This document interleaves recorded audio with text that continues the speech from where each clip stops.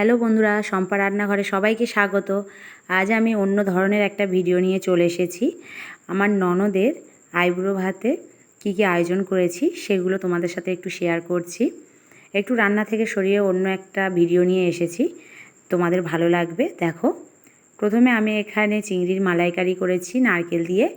ভিডিওটা একটু এদিক ওদিক হয়ে গেছে, একদমই সময় ছিল না ভিডিওটা করার, তাও যেভাবে পেরেছি সেভাবে করেছি। আর দেখো, তারপরে এখানে তেলকই করেছি।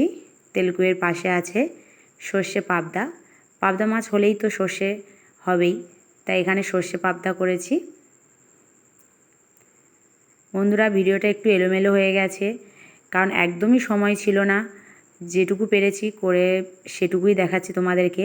এখানে আমি সিমাইয়ের পায়েস করেছি আর একটু চালের পায়েস করেছি।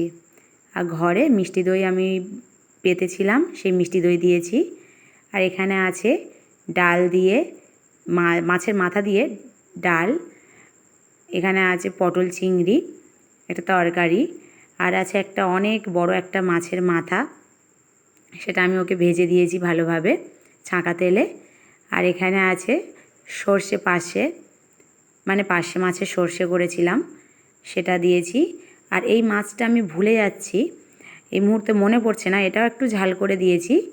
আর এখানে আছে ট্যাংরা মাছের ঝাল। তারপরে এখানে গরমের সময়, তাই জন্য একদম পাতলা করে আমের একটা চাটনি করেছিলাম। আর এখানে 3 রকম ফল কেটে দিয়েছি, পাকা আম, আপেল আর লিচু। বেশি দিলেও নষ্ট হবে, খেতে পারবে না, তাই বেশি দিইনি। এখানে 2টো মিষ্টি দিয়েছি, রসগোল্লা। আর আছে চিকেন কষা। আর আছে তো এখানে চিকেন কষার পাশে স্যালাড তো থাকবেই, তাই এখানে স্যালাডটাকেও সাজিয়ে দিয়েছি।